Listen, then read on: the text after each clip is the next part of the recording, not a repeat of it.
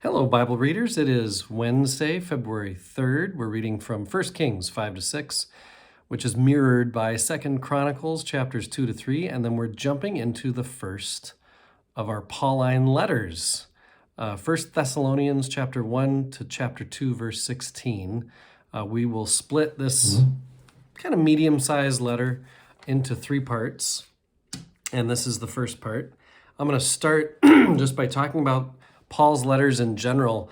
I had a class in seminary, I think most Lutheran pastors do, just on Paul's letters, and I'm just going to say a few words about this. And maybe I should just say about 1 Kings and 2 Chronicles. There's two chapters in 1 Kings. One, the commentary I read says, shady deals and oppressive policies as Solomon's temple starts to take greater priority than God's people. And then in chapter 6 in 1 Kings, we see that the temple is built. 2 Chronicles, as I said, reflects those two. 2 Chronicles comes off a little more kind of like rose-colored glasses about the past than 1 Kings does. You know, less critical of Solomon's priorities and more just a description that, you know, human activities based on the purposes of God. God wanted this temple built, and so it was. Okay, so these letters that Paul writes, there's a lot that goes into understanding a letter from Paul. And I'm just going to read a bit and then say a bit about what I'm reading. 1st and 2nd Thessalonians are both powerful witnesses to the early church's struggles with the suffering of its members. The early church is persecuted in all kinds of ways. You know, these towns that Paul goes around founding churches in end up being far from each other for mutual support, so it's difficult.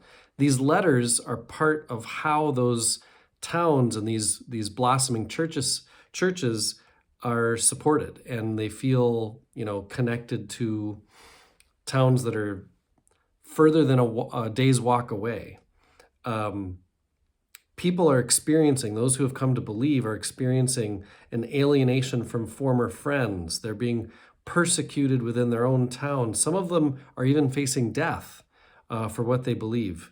And, you know, we will read, for example, in Revelation, when we get to the end of the New Testament, there's a persecuted minority group, obviously, that's being spoken to through that book.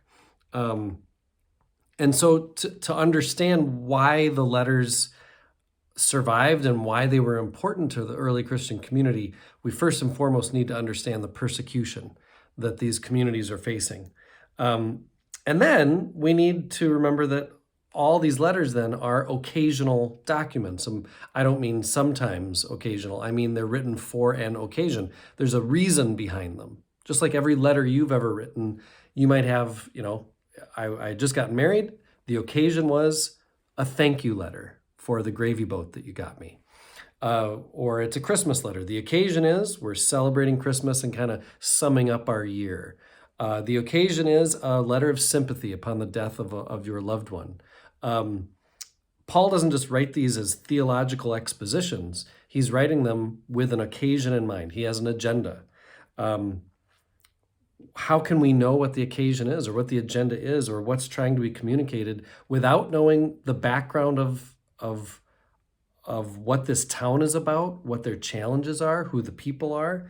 The circumstances that the first century letter writers and their audiences took for granted must be reconstructed before we can even begin to interpret their letters as responses to those circumstances, right? So if we don't understand what's going on at this point in the world's history or in this place, there's no way we can understand what the letter is trying to get at.